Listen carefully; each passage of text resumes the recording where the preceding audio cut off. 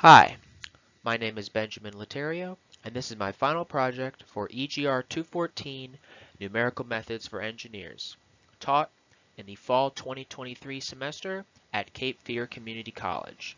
The instructor for this course is Dr. Hans Chapman, and the subject for my presentation is Euler's method in Python.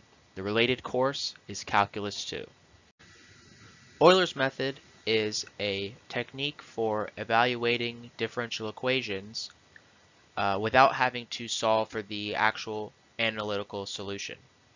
It can be summarized using this formula: y sub I plus 1 equals y sub I plus the function evaluated at t sub I and y sub I times h. Now, note that Euler's method is an approximation, and therefore it will have some error compared to the true analytical solution, and that can be seen in this graph, the gap between the two lines. That is the error. In this textbook example, they're using Euler's method to calculate y prime equals 4e to the 0.8 t power minus 0.5 y, with values of t ranging from 0 to 4 with a step size of 1. There is also an initial condition where when t is equal to 0, y is equal to 2. To calculate y1, they are using the value of y when t is equal to 0 plus the function evaluated at the initial condition times the step size. Here you can see they evaluate the function at the initial condition and they get 3. So plugging those values back into this equation, y1 equals 2, which is the value of y when t equals 0, plus the initial condition, the function evaluated at the initial condition that we got from this equation, times the step size, and that equals 5. And you can see when t equals 1, y equals 5, according to Euler's method. For the second step, calculating y2, it's roughly the same process. Instead of using y0 and the function evaluated at 0 and 2, we're using y1 that we calculated from the previous equation plus the function evaluated at t equals 1. So where the function with 1 and 5 being plugged in for t and y. And with this math, you get 11.40216 is the value of y when t equals 2. For this section, they analytically calculated the equation for this differential equation that gives the true solution. So they went from y prime to y, and from then they can just plug in the respective t values to get the y value. And as you can see, in Euler's method, when t equals 1, y is equal to 5, but in the true solution, when t equals 1, y is actually equal to 6.19463, and so there's actually a percentage of error, and that is calculated here. This is the analytical approach that I did by hand for the previous problem. As you can see, it's the same differential equation, the same initial condition, and the same step size. This, for reference, is the Euler's method formula, and as you can see, for all the values of t equals 0 through t equals 4, the values that I have here with the work match up to the textbook answers.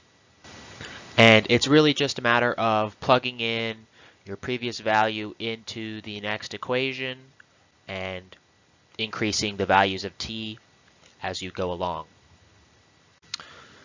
This is the method for getting the exact solution for the differential equation. For example 1, you have to determine your integrating factor and integrate the given differential equation, and after a little bit of calculus, plugging in the initial condition, you're left with this function, and you can use this to get the true solution to the differential equation by plugging in the increasing values of t and you end up getting the y value for the respective t value.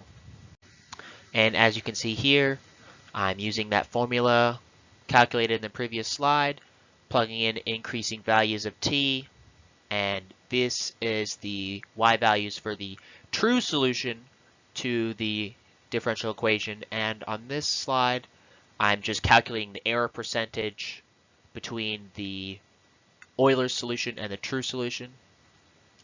And as you can see, there's actually quite a bit of error here.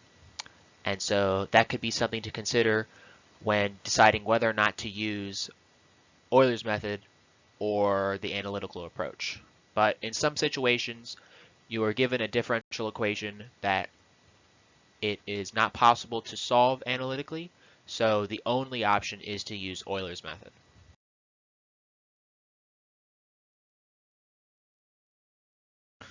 This is the Python approach for Euler's method. The libraries that are used in this code are NumPy, Matplotlib, and SciPy. Firstly, we're going to define our differential equation with variables t and y, as well as our t values, our initial condition, and our step size. Secondly, we define the function for Euler's method here using our function, our step size, and our y sub I. In this case, it's y sub n.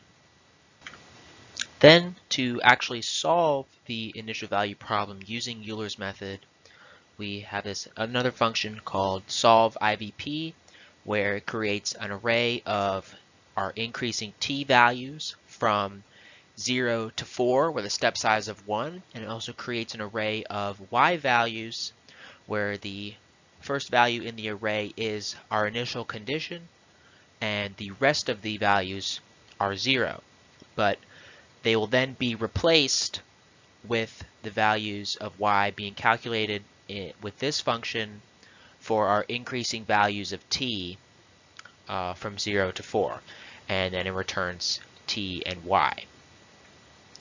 And this is just calling the function with our previously defined variables. Then we can use the ODIENT function to solve the initial value problem analytically to find the true solution with SciPy, and we just define the differential equation one more time, and then we call ODIENT with the differential equation, our initial condition, and our variable. And this is just creating an array of x values so that our graph is a smooth curve instead of jagged.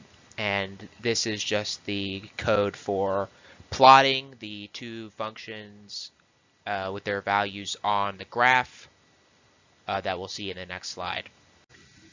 This is the graph that was spit out by the Python code. And as you can see, it matches up almost identically with the graph given in the textbook.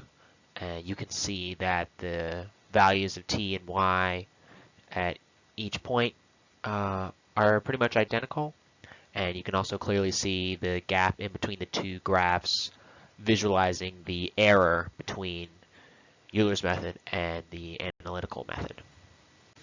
In conclusion, to summarize, Euler's method is a technique for solving first-order differential equations without needing to analytically solve the differential equation. All that work in the previous slide doing the integration, that is bypassed. It's an advantage because there are some differential equations that are not possible to analytically solve, so no matter how long you wanted to integrate, it's impossible with our current knowledge to come to an answer.